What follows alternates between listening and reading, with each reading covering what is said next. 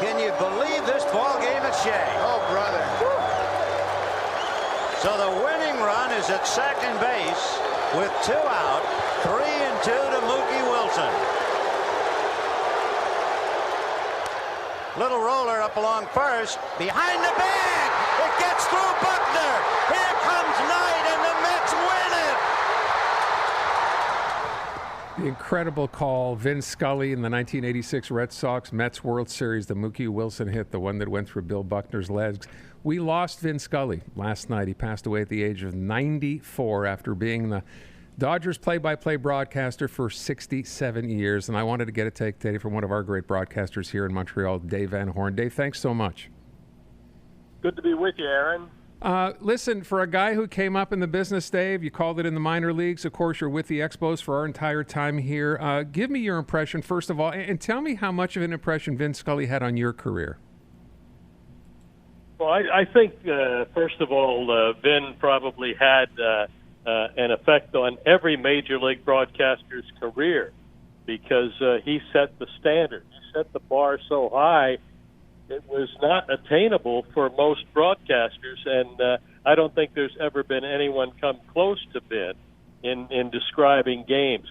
The play that you just ran there, the Buckner missed play, and Vin's call leading to the to the Met win, and it was amazing that he got as much as he did into that call, because that play by Buckner would have shocked a lot of broadcasters and maybe left them speechless.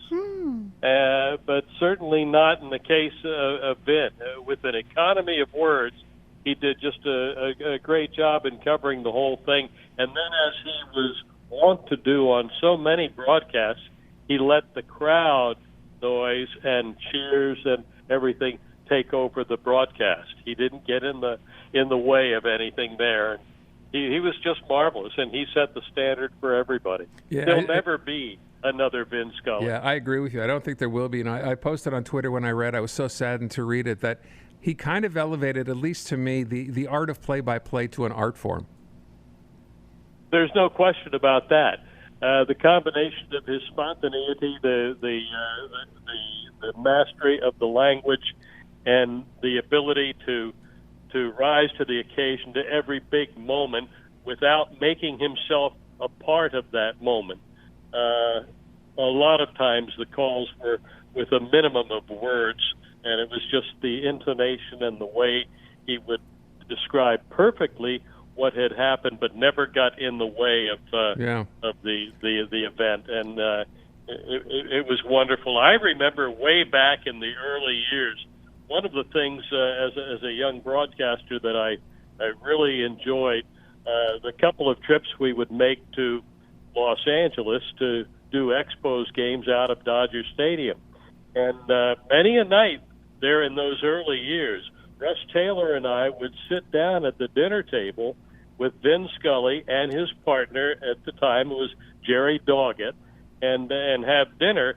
And we rarely talked about broadcasting. We just talked about other things, what was going on in the world, and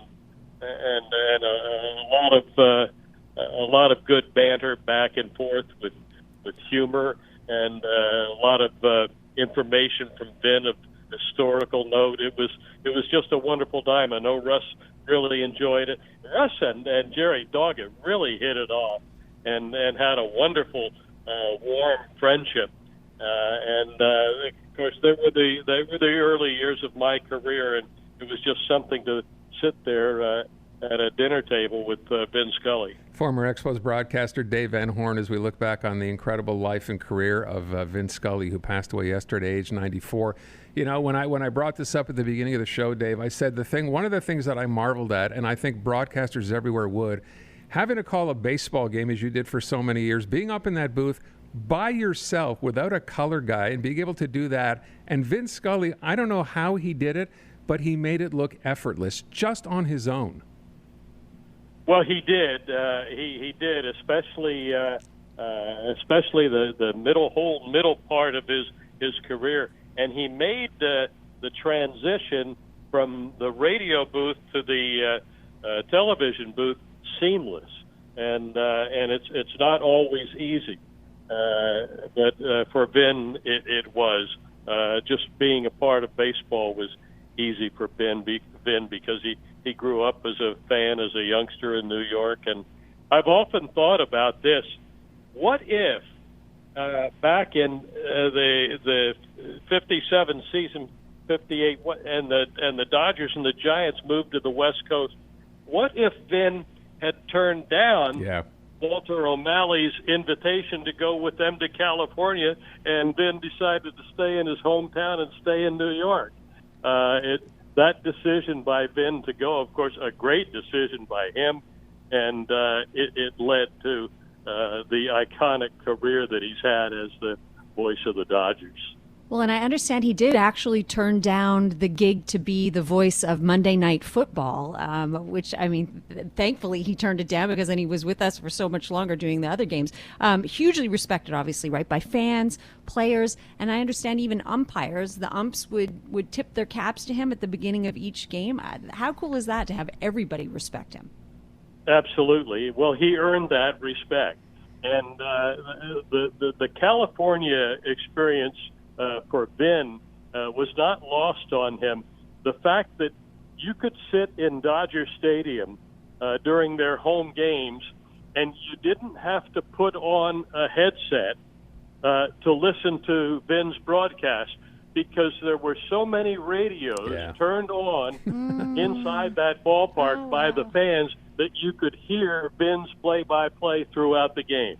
Yeah, that's a great memory. So cool. Dave, we're going to run out of time. I'm sure for a lot of people listening, hearing your voice right now, if you're an Expo fan in this city, brings back lots of memories as well. So bring everyone up to date. What are you busy doing now? Are you retired now full-time? What's your schedule like? I've retired full-time at the end of the month of December. That December 31st was my last day of employment with the ball club down here, and we went back and forth on an offer that they had made for 2022, but I turned them down, and I'm really comfortable with the decision that I made, and I'm comfortable in retirement.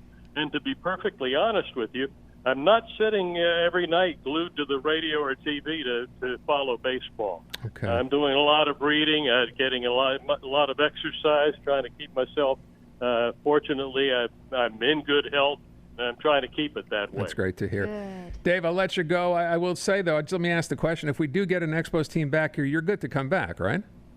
Oh, of course. Okay. Of course. Just wanted to check.